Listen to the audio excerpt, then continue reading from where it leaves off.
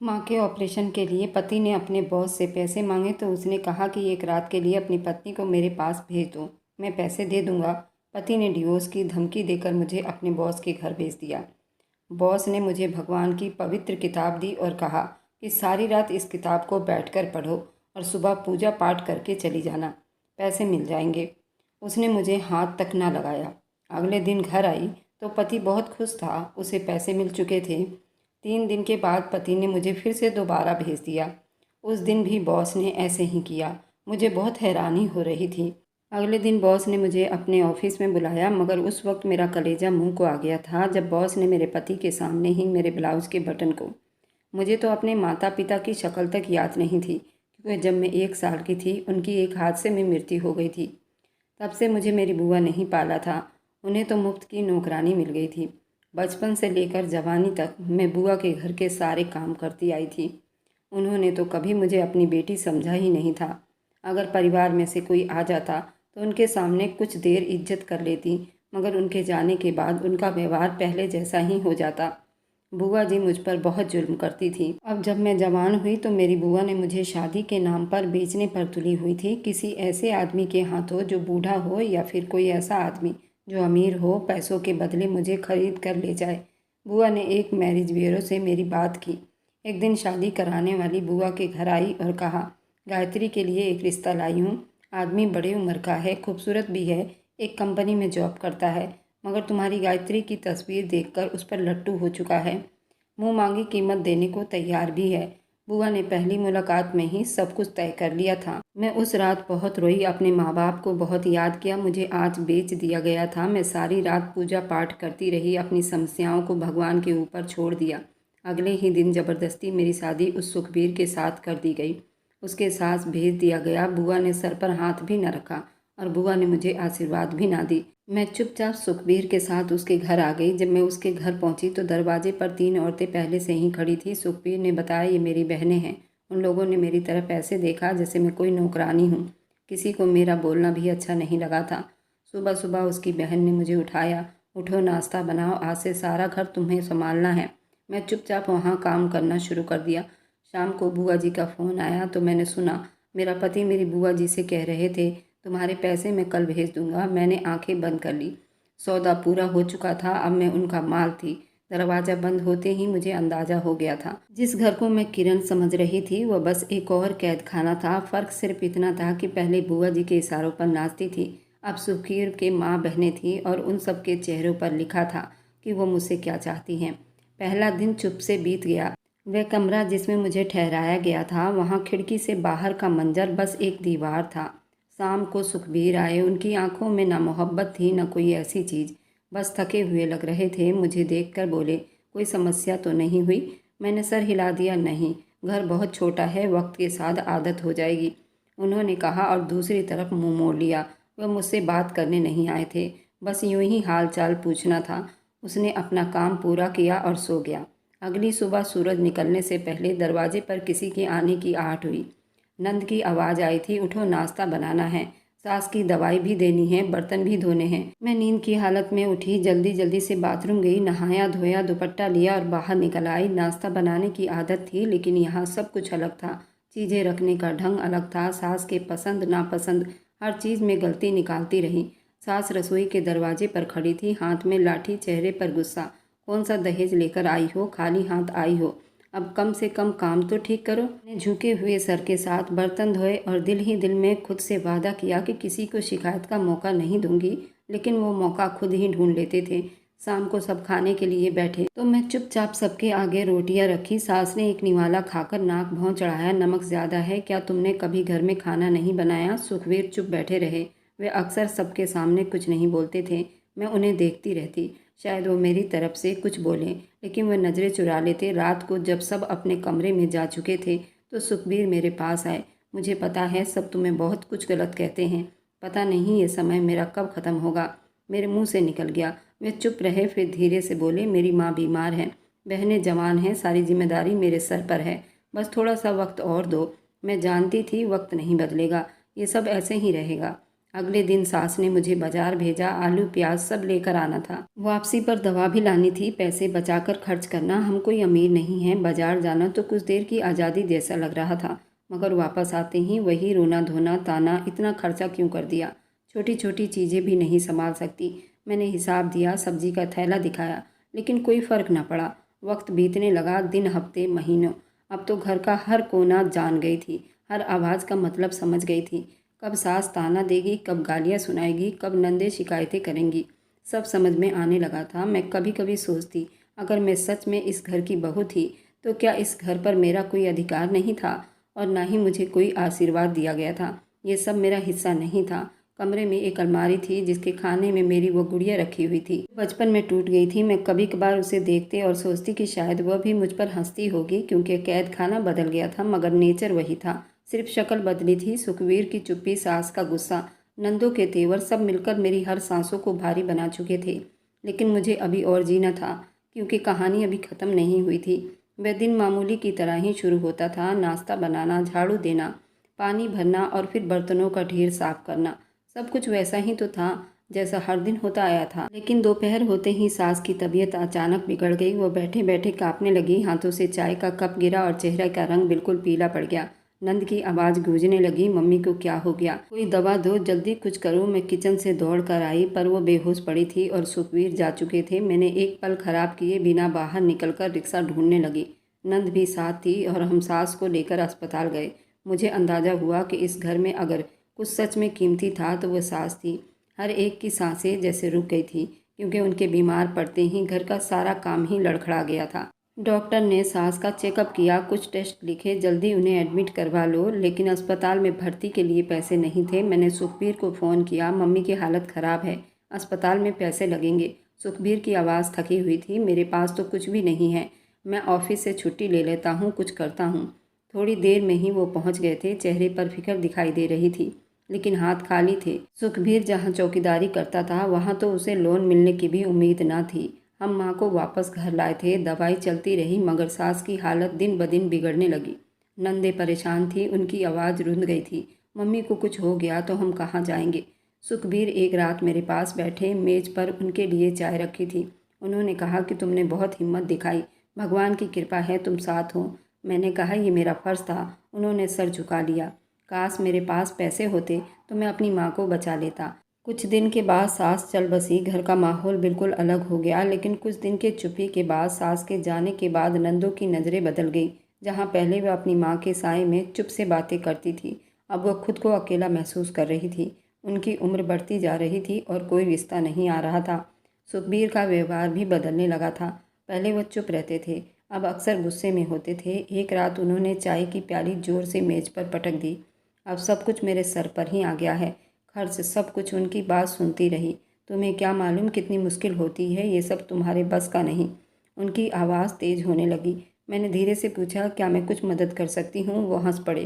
तुम क्या कर सकती हो? पढ़ाई तुमने की नहीं, नौकरी तुम्हें मिलेगी नहीं, बस एक चीज़ है। उनके चेहरे की तरफ देखा। उनकी आंखों में कोई अजीब सी चमक थी जो पहले कभी नहीं देखी थी। क्या मतलब? मैंने धीरे से पूछा। रहने दो। उन्होंने चाय का आखिरी घूंट भर लिया और कमरे से बाहर चले गए। दूसरे दिन उन्होंने बिना कोई बात घुमाए सीधी बात की। मुझसे कहा, कल तुम्हें मेरे ऑफिस में मेरे साथ चलना होगा, बॉस से मिलवाना है, वह कुछ बात करना चाहते हैं। हाँ, तुम तैयार रहना, जैसे किसी दावत में जाना हो। अच्छे कपड़े पहनना। मुझे कुछ समझ ही ना आया, लेकिन मैं चुप हो गई। अगली सुबह मुझे बाजार ले गए, एक सूट खरीदा। कहा, इस सूट को पहन लेना, बस साफ सुथरा रहना। शाम को जब घर लौटे तो नंदे हैरान थी। क्या हुआ, बाजार क्यों गई थी? मैंने कोई जवाब ना दिया। अगली रात सुखबीर ने मुझे फिर याद दिलाया, कल तैयार रहना, हमारा वक्त बदल सकता है। तुम थोड़ी सी हिम्मत करोगी तो सब कुछ बदल जाएगा। मैंने उनकी बात सुनी, लेकिन मेरे दिल में एक डर सा बैठ गया था। सुखबीर मुझे लेकर दफ्तर के बाहर बाइक से उतरा। ये वक्त शाम का था। मौसम में हल्की सी गर्माहट थी, लेकिन मेरे अंदर अजीब सी बेचैनी थी। मैंने पूछा कि मुझे किससे मिलना है यहाँ? वह सीधे सामने देखते हुए बोले, वो बॉस हैं, उन्होंने कहा कि तुम्हें देखना चाहते हैं। आखिर उनका बॉस मुझे क्यों देखना चाहता है, वह भी शाम को? मेरे अंदर अब बहुत कुछ टूट चुका था। मुझे पता चल गया था कि मेरे साथ क्या होने वाला है। मेरे कदम थम गए। सुखबीर ने चेहरा मेरी तरफ मोड़कर कहा, बॉस को तुम्हारी ज़रूरत है, ये बातें बाद में करना, तुम्हारे जाने से मेरा फ़ायदा है, तरक्की हो सकती है, सैलरी बढ़ सकती है, उसने ये सब बातें गुस्से में कहा था। तुम्हें कोई समस्या है? एक मुलाकात ही तो करनी है, मुझे पसंद नहीं ये सब। उसने मेरी बात काट दी। नखरे मत दिखाओ, नहीं तो मुझे 1 मिनट भी नहीं लगेगी। वापस बुआ जी के घर जाओगी। तुम भूल गई हो उन्होंने तुम्हें कैसे बेचा था। मेरे कदम जैसे ज़मीन में धंस गए थे। मैंने तुम्हें तुम्हारी खूबसूरती की वजह से खरीदा भी था। अब तुम मेरे थोड़े से काम नहीं आ सकती। वह आगे बढ़ गया। मुझे पीछे छोड़कर वह रात बिना कुछ कहे बिताया था। मैं जब बॉस के ऑफिस के अंदर गई तो कोई नहीं था। एक नौकर ने आकर कहा, आप यहीं बैठ जाइए, आपका काम होगा तो बुला लिया जाएगा। मेरे हाथ में उसने एक पवित्र किताब थमाई और कहा, तुम यहाँ बैठकर इसे पढ़ सकती हो। और मेरे सामने उसने खाने की चीज़ें रखी और वापस चला गया। किताब पढ़ती रही। मुझे बहुत सुकून मिला। सुबह हुई तो सामने ही मंदिर था। मैं पूजा करने लगी और फिर वापस घर आई तो नंदे अपनी जगह खुश थी, जैसे कुछ अच्छा होने वाला हो। किसी ने कुछ पूछा ही नहीं, मैंने कुछ बताया भी नहीं। अगले दिन सुखबीर देर से आया। कपड़े बदले, चाय ली और धीरे से बोला, कल रात बॉस ने मुझे कहा कि अगर तुम उनसे मिलती रहोगी तो वो मेरी प्रमोशन कर देंगे। महीने 2 महीने में नया फ्लैट भी हो सकता है। मैंने उसे घूर कर देखा। तुम पागल हो चुके हो? तुम चाहते हो मैं अपनी इज्जत किसी के कदमों में रख दूँ सिर्फ तुम्हारे प्रार्थना के लिए? उसने चाय का कप मेज पर पटक दिया। हाँ, क्योंकि तुम्हारी इज्जत ने हमें अब तक दिया ही क्या है। तुम खाली हाथ आई थी। ना दहेज था, ना पैसा था, ना कोई संबंध। मेरे पैसे और खर्च हो गए थे इस घर में लाने के लिए। अगर तुम्हारे चेहरे से, तुम्हारे बदन से कुछ मुझे फ़ायदा उठाना पड़े तो मैं उठाऊंगा, क्योंकि मैं तुम पर खर्च किए हैं। उसकी बातें सुनकर तो मेरे दिल पर जैसे किसी ने छुरा घोंपा हो। मैं चुप रही। आंखों में सिर्फ एक सवाल था, ये वही सुखवीर है जिसने कभी मेरे सामने हमदर्दी से बात की थी? वह सोफे से उठा। सोच लो, कल रात तैयार रहना, कपड़े पहन लो, अच्छा सा मेकअप कर लो, अब हम सबकी ज़िंदगी बदल जाएगी। मैंने उसे रोकने की कोशिश की। सुखबीर प्लीज़, मैं तुम्हारी पत्नी हूँ, मेरे साथ ऐसा मत करो। वह पलट कर बोला, पत्नी हो इसलिए तो साथ मांग रहा हूँ, वरना डिवोर्स तैयार है और तुम्हारा रास्ता भी तुम्हारे बुआ के घर छोड़ाऊंगा। फिर वही बर्तन, वही झाड़ू, वही गलिया मैंने सारी रात जागकर बिताए। आंखें बंद किया तो बुआ का वो घर नज़रों के सामने तैरने लगा। वो तेज़ आवाज़, चूड़ियाँ, हर दिन का मार। दूसरी तरफ सुखबीर था जो मेरी इज्जत को कीमत में तोल रहा था। अगली शाम उसने एक नया सूट मेरे हाथ में लाकर पकड़ा दिया। पहनो, तैयार रहो, जितनी अच्छी लगोगी उतना ही फ़ायदा होगा। मैंने वो कपड़ा पहन लिया, कमरे में गई, दरवाज़ा बंद किया, आईने के सामने खड़ी हो गई। खुद को देखा, कुछ देर नज़रें झुकाई, फिर खुद से कहा, मैं अब सिर्फ चेहरा हूँ। सुखबीर दरवाज़ा बजाने लगा। चलो, देर हो रही है। मैं तैयार हो गई, वैसे जैसे कोई फैसला ना हो, जैसे मैं कोई पुतला हूँ, इशारों पर हिलती हूँ। शाम को वहाँ पहुँची। आज भी फिर ऐसा ही हुआ। आखिर मैंने कभी बॉस को देखा भी नहीं था। ये सब क्या चल रहा था मुझे कुछ मालूम नहीं था। सुखबीर रोज के हिसाब से बाइक पर बिठाता। रास्ते भर ना कोई बात की, ना कोई नज़र मिलाया, जैसे मैं कोई सामान हूँ, उसे दूसरी जगह पर छोड़ना बहुत ज़रूरी है। हम जब गेट पर पहुँचे तो सुखबीर ने बाइक रोकी और फिर आंगन तक मुझे ले गया। एक बार फिर वही नौकरानी, वही शब्द, अपनी पत्नी यहीं छोड़ दो। मैं अंदर दाखिल हुई। वो पल था जो मेरी ज़िंदगी का मुंह मोड़ने वाला था। सोफे पर बैठा आदमी मेरी तरफ पीठ किए फ़ोन पर बात कर रहा था। बॉस जैसे ही मुड़ा, मेरी सांसें रुक गई। सामने जो था, मेरा पड़ोसी, बचपन में मुझे कहानी सुनाया करता था, वही जो घर की दीवारों पर मेरा नाम लिखता था और फिर अचानक किसी दिन बाहर विदेश चला गया था। उसके बाद कभी पलट कर नहीं आया था। शायद आया था, मगर मेरी किस्मत में दोबारा दुख ही लिखे गए थे। राजन, मेरे मुंह से यही शब्द निकला। मैं उठकर आया, जैसे वो पहले ही जानता हो मैं आने वाली हूँ। गायत्री, आखिर तुम खुद आ गई हो। मेरे कदम जम गए। आवाज़ वही थी। मैंने सिर्फ एक शब्द कहा, तुम। वो सोफे पर बैठा और एक गहरी सांस ली। हाँ, मैं वही हूँ जो तुम्हें कभी बचाना चाहता था, लेकिन वक्त से हार गया था। मैं चुप रही, सिर्फ देखती रही और बोला, तुम्हें याद है बचपन में जब तुम बुआ की मार से डर कर मेरे घर में छुप जाती थी? मैं तुम्हें चॉकलेट देता था। मैंने नज़रें झुका ली। ये सब क्यों हो रहा है? ये खेल क्यों खेला जा रहा है? राजा ने धीरे से कहा। मैं जब वापस आया तो सुना कि तुम्हारी शादी हो चुकी है। फिर तुम्हें एक दिन अस्पताल में देखा था और तुम्हारे पति ने मुझे दिखाया था। उसने खुद तुम्हारे बारे में बातचीत की। मैंने बड़ी आश्चर्य से उसे देखा। राजन की आवाज़ में नफरत थी। हाँ, वह तुम्हारी खूबसूरती के तारीफ़ों के पुल बांध रहा था। मैंने उसे आजमाने के लिए कहा, अगर मैं तुमसे एक रात की मुलाकात मांगूं तो वह जल्दी मान गया। मेरे हाथ कांपने लगे, लेकिन मैंने फैसला किया, तुम्हें अब उन बेचने वालों के बीच नहीं रहने दूंगा। मैंने सुखबीर को ये खेल खेलने दिया जिसकी उम्मीद वह कर रहा था, लेकिन तुम्हें छूना दूर की बात थी। मैं तुम्हारे सामने ना आया क्योंकि मुझ में हिम्मत नहीं हो रही थी कि मैं तुम्हारा सामना कैसे करूं।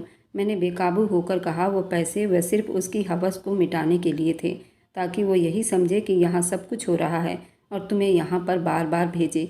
लेकिन असल में तुम्हें सुखवीर से आज़ाद करने की तैयारी में लगा हुआ था।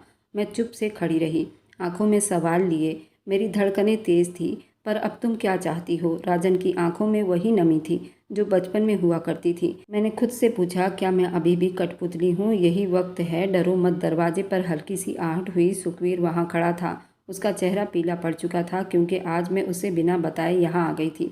मैं रोज़ रोज़ इस खेल से थक चुकी थी। मैं सच्चाई जानना चाहती थी, आखिर बॉस है कौन? मैं बोला, तुम यहाँ। राजन उठा और कहने लगा, तुम यहाँ से जा सकते हो, तुम्हें जॉब से निकाल दिया गया है। सुखबीर ने मुझे देखा, तुमने मेरी इज्जत खाक में मिला दी। मैंने उसकी आंखों में देखा और धीरे से जवाब दिया, इज्जत? वह तो तुम पहले ही बेच चुके थे। सुखबीर की जुबान बंद हो गई। वह मुड़ा और चुपचाप बाहर निकल गया। राजन ने दरवाज़ा बंद किया और बोला, अब तुम्हें वो फैसला करना है जो हमेशा तुमसे छीन लिया गया था। अब ये ज़िंदगी तुम्हारी है। मैंने पहली बार सर उठाकर कहा कि आज पहली बार लग रहा है मैं बोल सकती हूँ। राजन ने हल्के से मुस्कुराकर कहा, तो बोलो, चुप क्यों हो? अब तुम कठपुतली नहीं। दरवाज़ा बंद हो चुका था। राजन मेरे सामने बैठा था। सुखबीर कमरे से जा चुका था। कुछ पलों के लिए चुप्पी छाई थी। मेरे हाथों में सर्दी उतरने लगी थी, जैसे कमरे की हवा एक जगह ठहर गई हो। उसने मेज पर रखी एक फ़ाइल मेरी तरफ बढ़ाई। ये सुखबीर की नौकरी की फ़ाइल है। मैंने जब कंपनी खरीदी वो पहले से ही यहाँ चौकीदारी का काम कर रहा था, लेकिन उसकी आंखें मेरे सामने हमेशा किसी लालच की तलाश में रही। मैंने फ़ाइल खोली, कागज़ पढ़े, लेकिन उनमें कई नोट थे। उनमें मेरी शक्ल, मेरे बारे में सुखबीर के शब्द लिखे थे। राजन बोला, उस दिन जब तुम पहली बार मेरे ऑफिस में बैठी थी, मैंने तुम्हें देख लिया था। पहचानने में थोड़ी देरी लगी और उस वक्त मैंने सुखबीर को बुलाया और जानबूझकर ये सब बातें की, मैं देख सकूं वह क्या करेगा। मेरे अंदर एक कपकपी दौड़ गई थी। उसने जल्दी मान लिया। मैंने सांस रोक ली। सामने बैठा आदमी, जिसे मैं बरसों से भूल चुकी थी, वो मेरा बचपन का दोस्त निकला और जिसके साथ ज़िंदगी बिता रही थी वही कीमत लगा रहा था। राजन ने कहा, मैं चाहता था तुम्हें खुद फैसला करने का मौका मिले, इसलिए मैंने तुम्हें आने दिया, बैठने दिया, कुछ न कहा। हर बार जब तुम वापस गई मैंने देखा तुम्हारी चुप्पी बढ़ती जा रही थी, लेकिन तुम नोट नहीं कर पा रही थी। आखिर तुम्हारे अंदर सच्चाई जानने की इच्छा जागी और आज तुम यहाँ पहुँच गई हो। यही तो मैं चाहता था। मैंने पूछा, और वो पैसे? यही चाल थी जिसे सुखबीर को यकीन दिलाया था कि वह जो चाहता है वो हो रहा है। वह तुम्हारे शरीर को बेचना चाहता था ताकि मैं उसकी असलियत जान सकूं। मैंने फाइल बंद की और धीरे से कहा, क्या तुम जानते थे वो मुझे दोबारा बेचेगा? हाँ, इसलिए मैंने सिक्योरिटी कैमरे बंद रखे थे। नौकरों को कहा कि वह तुमसे कोई सवाल ना करें। मैं बस ये देखना चाहता था कि तुम कब अपनी मर्जी से सच ढूंढने आओगी। मैंने सर झुका लिया। मुझे लगा था मैं सिर्फ जिस्म हूँ जिसे हर तरफ से धकेला जा रहा है।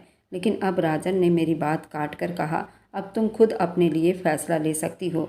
सुखबीर का नामो निशान इस वक्त ख़त्म हो चुका है। उसने मेज पर पड़ी एक फ़ाइल उठाई और फ़ोन उठाया। मैनेजर को कॉल की, सुखबीर की नौकरी ख़त्म कर दी जाए, लेटर तैयार करो और गेट पर उसका दाखिला बंद किया जाए। फिर मुझे देखकर बोला, किसी का इतना जुल्म बर्दाश्त करना भी जुल्म होता है और चुप से सहन करना भी और ज़्यादा जुल्म होता है। मैंने उठकर खिड़की से बाहर देखा। नीचे आंगन में सुखबीर किसी से बहस कर रहा था। अचानक दो सिक्योरिटी गार्ड उसके पास गए और उसके हाथ से वो फाइल लिया। वह ज़ोर ज़ोर से कुछ कह रहा था, शायद अंदर आने की परमिशन मांग रहा था। फिर उसने नज़रें उठाकर खिड़की की तरफ देखा। मैं वहीं खड़ी थी और वो पल ठहर गया। हमारे बीच शीशे की दीवार थी, लेकिन असल दीवार तो वो पहले ही शुरू हो चुकी थी, जो वर्षों से खड़ी थी।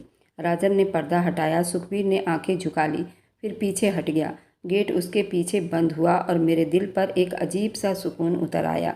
अब राजन मेरी तरफ आया। अब तुम वापस कहीं नहीं जाओगी। तुम चाहो तो मैं उनसे बात कर सकता हूँ, लेकिन इस बार तुम्हें फैसला करना होगा। मैंने गहरी सांस ली। बरसों के फैसले चुप से स्वीकार किया। अब बारी अपनी मर्जी का था। फैसला भी तो करके देख लूँ। राजन ने हल्के से मुस्कुराहट के साथ सर हिलाया। मैं तुम्हारे साथ हूँ, लेकिन तुम्हें खुद अपने लिए खड़ा होना होगा। मैंने कुर्सी से दुपट्टा उठाया, अपने सिरे पर रखा और कहा, अब मुझे कोई बोझ नहीं लग रहा। मैं सिर्फ ये जानना चाहती हूँ कि आगे क्या करना है। राजन ने बोला, आगे तुम्हें सिर्फ अपनी मर्जी से जीना है। जो तुमसे छीन लिया गया था वह सब लौटाना मेरी जिम्मेदारी है, लेकिन उसकी हिफाजत तुम्हारी होगी। वक्त ने धीरे से बात की। अब खेल का मोड़ बदल चुका था। अब सबके चेहरे खुल चुके थे। अब मैं किसी के इशारों पर चलने वाली कठपुतली नहीं थी। राजन ने मुझे गाड़ी में बिठाया। शीशे से बाहर शहर की रोशनी फैल रही थी, लेकिन मेरे दिल में अजीब सी चुप्पी थी। गाड़ी सड़क पर दौड़ रही थी, लेकिन मेरे दिमाग में वो पल ठहर गए थे जब सुखबीर से सब कुछ छीन लिया गया था। वह गुरूर, वह घमंड, वह ताकत जो मेरे जिस्म की कीमत लगाता था। हम एक अच्छे इलाके में दाखिल हो रहे थे। राजन ने कहा, बुआ के घर चलना है या तुम चाहो तो मेरे घर चलो। कुछ दिन वहीं पर रहो, फिर जो फैसला हो वह तुम करो। मैं कुछ पल चुपके से उसे देखा, फिर बोली, बुआ के घर जाना ना सुखबीर के घर जाना, अब मेरे लिए सिर्फ तुम्हारा सच है। राजन ने चुप से गाड़ी मोड़ ली, एक छोटे से साफ सुथरे बंगले के बाहर रोकी। दरवाजे पर एक बूढ़ी औरत ने मेरा स्वागत किया। साहब कौन है? ये मेरी जिम्मेदारी है। राजन ने जो जवाब दिया वह इज्जत से भरी थी। उस औरत ने मेरे सर पर हाथ रखा, बोली, बेटी तुम ठीक से आई हो ना? अंदर कमरे में मुझे बुलाया गया। बिल्कुल सादा कमरा, साफ सुथरा। राजन आंगन में बैठ गया और मैं शीशे के पास उसे देखती रही। एक पल को भी बेचैनी नहीं थी, जैसे सब कुछ वहीं का वहीं है। अब बस मेरी मर्जी का दरवाज़ा खुलना बाकी था। कुछ देर बाद वह दरवाजे पर आया था। तैयार हो, चलो कुछ खा लो। मैंने दरवाज़ा खोला। पहली बार दिल से कहा, मुझे भूख है। राजन हंसा, यही तो सुनना चाहता था। मेरे साथ ही खाने की मेज पर बैठा था। तुम चाहो तो डिवोर्स के कागज़ में खुद साइन कर दूंगा। कानून हमारे साथ है और मैं भी। मैंने कहा, डिवोर्स तो हो गई। जिसने मेरी इज्जत को सिर्फ फ़ायदा समझा। सुखबीर ने हाँ में सिर हिलाया। इस बार फैसला तुम करोगी, कोई और नहीं। मैंने पहला निवाला लिया। बरसों बाद लगा जैसे पेट भरकर खाना खाया है। इंसाफ सिर्फ अदालत में नहीं होती, कभी कभी ऐसे इंसान के सूरत में सामने आती है जिसने तुम्हारी चुप्पी को आवाज़ दी। रात हुई। कमरे की खिड़की से चांदनी अंदर आ रही थी। राजन आंगन में ही बैठा हुआ था, शायद इंतज़ार में था। दरवाजे की तरफ देखा और सोचा, ये ज़िंदगी अब शायद मेरे अपने काबू में है और यही मेरा पहला इंसाफ था। सुबह जैसे एक नए पन्ने की तरह आई थी। कमरे में रोशनी धीरे धीरे फैल रही थी, लेकिन मेरे अंदर जैसे पहले से कुछ और रोशन हो चुका था। मैंने चादर ओढ़ी और दरवाज़ा खोला। राजन को आंगन में बैठे पाया। वह एक फाइल पढ़ रहा था। मैंने कहा, क्या हम आज वकील से मिल सकते हैं? उसने सर उठाए बिना हैरानी से बोला, बिल्कुल, पहले ही अपॉइंटमेंट ले चुका हूँ। तुम जब चाहो हम चलते हैं। गाड़ी में जाते हुए हमारी ज़्यादा बात ना हुई। रास्ते में मैंने अपनी उंगलियों के नाखून देखती रही, जिस पर वक्त के साथ ना कोई रंग बचा था ना कोई रोशनी।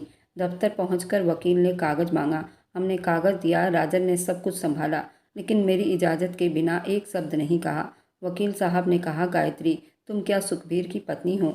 मैंने कहा, नहीं, वो मेरा बुरा सपना था जिसे मैं भूलना चाहती हूँ, और आज मैं इस सपने को अपने नाम के साथ हटाना चाहती हूँ। मैं अब जीना चाहती हूँ। वकील ने और कुछ न पूछा, चुप से पेपर साइन किए। राजन ने धीरे से मुस्कुराया और वकील कलम घुमाते हुए साइन की जगह दिखा दी। मैंने कलम उठाया और बिना डरे साइन कर दिए। वह सब लिखा जा चुका था जो बरसों दिल पर पत्थर की तरह रखा था। वकील ने फाइल बंद की। अब सिर्फ नोटिस की देरी रह गई थी। कुछ दिनों में कानूनी तौर से तुम्हारा डिवोर्स भी हो जाएगा।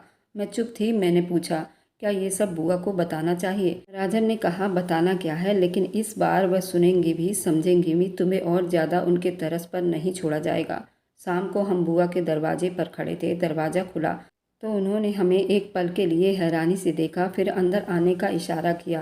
पुराने सोफे पर बैठते ही राजन ने सीधा सवाल किया, बुआ जी, आपने गायत्री के साथ जो किया वह बर्दाश्त के लायक नहीं था। उनकी नज़रें झुक गई। उन्होंने गायत्री की तरफ देखा, फिर धीरे से बोली, गलती हो गई थी। उस वक्त समस्याएं कुछ अलग थी। राजन ने बात काट दी, कभी किसी इंसान की कीमत लगाने का तुम्हारे पास कोई अधिकार नहीं बनते। आप उसे बेच दे। अब अगर आपने दोबारा कभी गायत्री की कोई भी ऐसी बात की उसके मर्जी के बिना, तो मैं भूल जाऊंगा कि आप कभी मेरी पड़ोसन हुआ करती थी। बुआ जी की आंखों में नरमी आ गई। उन्होंने मेरे सामने हाथ जोड़ दिए। बेटी, माफ़ कर दो, मैं माँ बनने के लायक नहीं थी। मैंने उनके झुके हाथों को नहीं छुआ, लेकिन ना ही कुछ कहा। सिर्फ इतना कहा, मैंने माफ़ी दे दी, लेकिन भरोसा वापस नहीं आ सकता। राजन ने कहा, हम चलें? बुआ जी पीछे हट गई। उनके चेहरे पर पछतावे की लकीर साफ देख सकती थी। अगले दिन मैंने अपना आधार कार्ड भी ठीक करवाया, नया मोबाइल नंबर लिया, पहली बार अपना बैंक अकाउंट खुलवाया। राजन ने कुछ नहीं पूछा, सिर्फ एक बार कहा, ये सब तुम्हारा हक है और तुम्हें लेने का पूरा अधिकार भी है। मैंने एक छोटे से कोर्स में एडमिशन लिया, कंप्यूटर की पढ़ाई की। धीरे धीरे खुद को राजन के कंपनी के काम करनी शुरू की। सुबह खुद चाय बनाती, शाम को किताबें पढ़ती। एक दिन नंद का फ़ोन आया। हैरानी से पूछा, भाभी कहाँ हो? भाई तो कुछ बताते ही नहीं, तुम भी गायब हो गई हो। मैंने छोटा सा जवाब दिया, जो ज़िंदगी तुम लोगों ने दिया वह झूठी थी, अब सच में हूँ। फिर फ़ोन बंद कर दिया। उनके लिए मेरे दिल में कोई जगह नहीं थी। मैंने सुखबीर को डिवोर्स दे दिया था। अब उससे भी मेरा कोई संबंध नहीं था। अब ना ही मैं किसी से डरती थी। मैंने राजन को अपनी तरफ से प्रपोज किया। वो मारे खुशी के फूले नहीं समा रहा था। शादी के दिन करीब आ रहे थे। कोई हंगामा नहीं, कोई शोर नहीं, कोई दावत नहीं। राजन ने कहा, तुम जो पहनोगी वही खूबसूरत लगेगा, तुम चाहे जो मर्जी पहनो। मैंने अपने कपड़े पहन लिए, सिर्फ माँ की निशानी की छोटी अंगूठी जो बरसों बाद एक पुराने संदूक से मिली थी। शादी की रस्में पूरी हुई और मैं अब राजन की दुल्हन बन गई थी। राजन बहुत खुश हुआ, मैं भी बहुत खुश थी। उस रात हम दोनों के बीच कुछ ना हुआ, सिर्फ एक दूसरे को देखते रहे, समझते रहे।